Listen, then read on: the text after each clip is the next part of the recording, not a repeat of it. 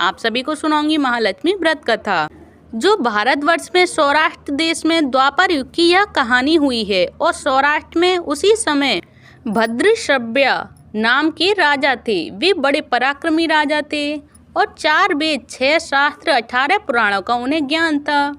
उनकी रानी सूरज चंद्रिका थी। रानी दिखने में बहुत सुंदर और सुलक्षणा थी तथा पतिव्रता थी। उन दोनों को 7 पुत्र तथा उनके बाद एक कन्या का वरदान मिला था। तो कन्या का नाम श्याममाला था। एक बार महालक्ष्मी जी के मन में आया कि जाकर उस राजा के राजप्रसाद में रहे।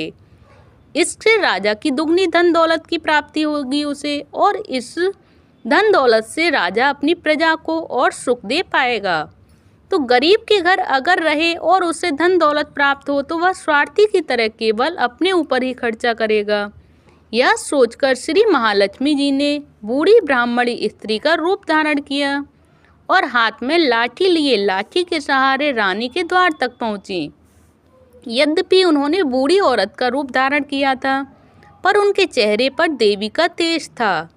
उन्हें देखते ही एक दासी सामने आई। उसने उनका नाम, धाम, काम और धर्म पूछ डाला। तो वृद्ध ब्राह्मणी का रूप धारित माता लक्ष्मी ने कहा, बालिके, मेरा नाम कमला है। मेरे पति का नाम भुवनेश है। हम द्वारका में रहते हैं और तुम्हारी रानी पिछले जन्म में एक वैश्य की पत्नी थी। वह वैश्य गरीब था और दरिद्रता के कारण ही उसके घर में हर रोज झगड़े होते थे और उसका पति उसे रोज मारता भी था। और इन बातों से तंग आकर वह घर छोड़कर चली गई तथा जंगल में खाली पेट भटकने लगी। उसकी इस दुर्दशा पर मुझे दया आ गई और तब मैंने उसे सुख संपत्ति देने वाली श्री महालक्ष्मी की कथा सुनाई। वह कहने पर उसने श्री महालक्ष्मी का व्रत किया। श्री महालक्ष्मी प्रसन्न हुई और उनकी गरीबी दूर हो गई। उसका घर संसार, दौलत, संपत्ति और सुख समृद्धि से भर गया। बाद में पति पत्नी दोनों परलोक सिधारे और लक्ष्मी व्रत के कारण वे लक्ष्मी लोक में रहे। उन्होंने जितने साल महालक्ष्मी का व्रत किया उतने हजारों साल उन्हें सुख भोग मिला। इस जन्म में उसका जन्म राजघराने में हुआ है, परंतु वह श्री महालक्ष्मी का व्रत करना भूल गई है। उसे यह याद दिलाने में यहाँ आई हूँ। तो बुढ़िया की बातें सुनकर दासी ने उन्हें प्रणाम किया तथा श्री महालक्ष्मी का व्रत किस तरह किया जाए इस बारे में पूछा। तो बुढ़िया रूप धारण किए हुए श्री महालक्ष्मी माता ने दासी को पूजा की विधि तथा महिमा बताई महालक्ष्मी की। इसके बाद वह दासी माता को प्रणाम कर रानी को बताने अंदर चली गई। तो राज वैभव में रहते हुए रानी को अपने ऐश्वर्य और सौंदर्य पर बहुत घमंड हुआ था और संपत्ति तथा अधिकार की वजह से वह उन्मत्त हो गई थी। और दासी द्वारा बताई गई ब्राह्मणी और बुढ़िया की बातें सुन वह आग बबूला होकर राजद्वार पर आकर बुढ़िया रूपी श्री महालक्ष्मी पर बरस पड़ी। उसे यह मालूम नहीं था कि श्री महालक्ष्मी माता बुढ़िया का रूप धारण किए हुए द्वार तक आई हैं, परंतु रानी का इस तरह रूखा बर्ताव तथा अपना अनादर देखकर माता ने वहाँ ठहरना ठीक न समझा। वे वहाँ से चल पड़ी। राह में उन्हें राजकुमारी श्यामबाला मिली। उन्होंने श्यामबाला से सारी बात बताई। तो श्यामबाला ने अपनी ओर से महालक्ष्मी माता से क्षमा मांगी और माता को उस पर दया आ गई। उन्होंने श्यामबाला को श्री महालक्ष्मी व्रत के बारे में बताया और उस दिन अगहन मार्गशीर्ष माह का पहला गुरुवार था। तो श्यामबाला ने परम श्रद्धा से श्री महालक्ष्मी का व्रत रखा। उसके फलस्वरूप राजा सिद्धेश्वर के सुपुत्र मालाधर से उसका विवाह हुआ। वह धन दौलत, ऐश्वर्य, वैभव से माला माल हो गई और पति के साथ ससुराल में आनंद से दिन बिताने लगी। इधर महालक्ष्मी का रानी पर प्रकोप हुआ और फलस्वरूप राजा भद्रश्रवा का राज्य एवं राजकारभार नष्ट हो गया। यहाँ तक कि खाने के भी लाले पड़ गए। ऐसी हालत में एक दिन रानी ने राजा से निवेदन किया कि हमारा दामाद इतना बड़ा राजा है, धनवान है, ऐश्वर्यशाली है, क्यों ना हम उसके पास चलें और अपनी हालत उसे बताएं, तो वह दामाद हमारा जरूर हमारी सहायता करेगा।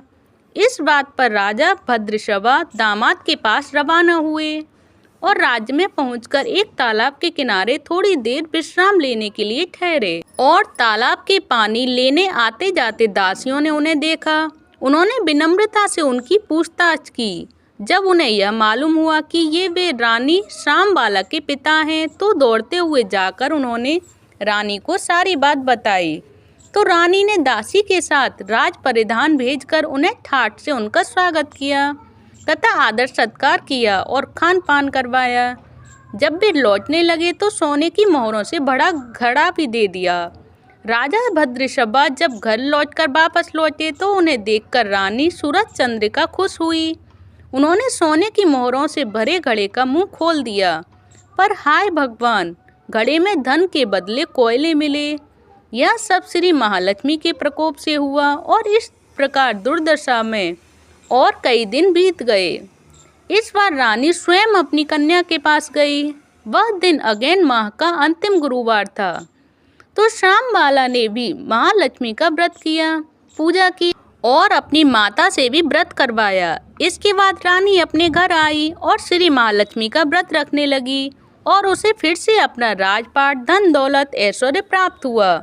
वह फिर से सुख शांति आनंद में जीवन बिताने लगी और कुछ दिनों बाद राजकन्या श्यामबाला अपने पिता के घर आई और उसे अपने घर देखकर सूरज चंद्रिका को पुरानी बातें याद आईं। यह कि श्यामबाला ने अपने पिता को घड़ा भर कोयला दिया था और उसे तो कुछ भी नहीं दिया था।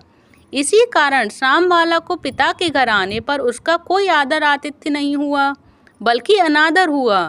पर उसने इस बात का बुरा नहीं माना और अपने घर लौटते समय अपने पिता के घर से थोड़ा नमक ले लिया। अपने घर लौटने पर उसके पति ने पूछा, अपने मायके से क्या लाई हो? तो उसने जवाब दिया, वहाँ का सार लाई हूँ। पति ने पूछा, इसका क्या मतलब हुआ? तो श्यामबाला ने बोला, थोड़ा धीरज रखें, सब मालूम हो जाएगा। उस दिन श्यामबाला ने सारा भोजन नमक डाले बिना बनाया और परोसा। तो पति ने खाना चखा, सारा खाना नमक बिना था, इसलिए स्वाद न आया। फिर श्यामबाला ने थाली में नमक डाला, इससे सारा भोजन स्वादिष्ट हो गया। तब श्यामबाला ने अपने पति से कहा, यही है वह मायके से लाया हुआ सार। तो पति को उसकी बात सही लगी। फिर वह दोनों हंसी मजाक करते हुए भोजन करने लगे। कहा गया है कि इस तरह जो कोई श्रद्धा भाव से श्री महालक्ष्मी की पूजा करे, उसकी माता की कृपा प्राप्त होती है और सुख संपत्ति शांति प्राप्त होती है। सभी मनोकामनाएं माता रानी की कृपा से पूर्ण होती हैं। परंतु यह सब माता की पूजा को भूलना नहीं चाहिए और हर गुरुवार को व्रत पाठ अवश्य करना चाहिए। इस तरह श्री महालक्ष्मी की महिमा भक्तों की मनोकामनाएं पूरी करने के लिए होती हैं। इस प्रकार श्री अगेन बृहस्पतिवार व्रत कथा या श्री महालक्ष्मी की गुरुवार की कथा संपूर्ण होती है।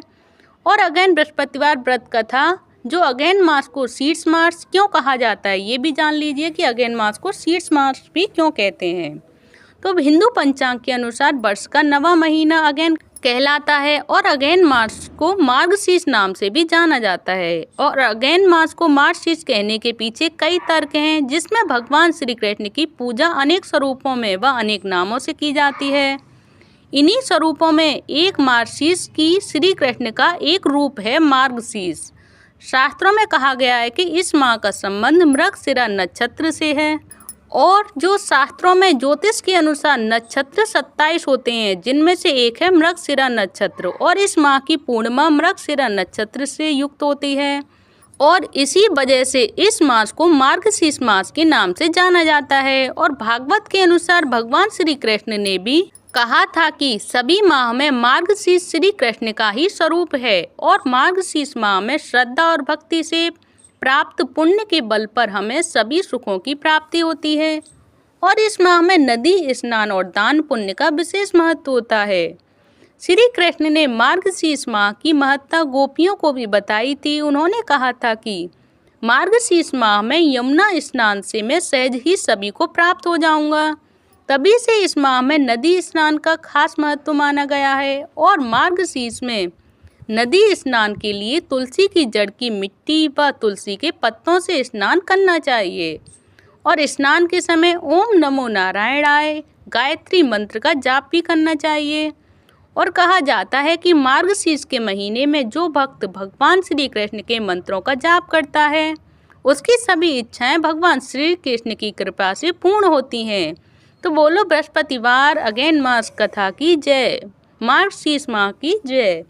तो आप सभी को ये सारी जानकारी जो मैंने अगेन मास से रिलेटेड गुरुवार व्रत कथा और गुरुवार व्रत पूजा विधि जो पूरी बताई है, ये आप सभी को कैसी लगी प्लीज़ मुझे कमेंट बॉक्स में बताएं। अगर अच्छी लगी हो तो प्लीज़ वीडियो को लाइक करें, चैनल को सब्सक्राइब करें। धन्यवाद। हरे कृष्णा हरि बोल।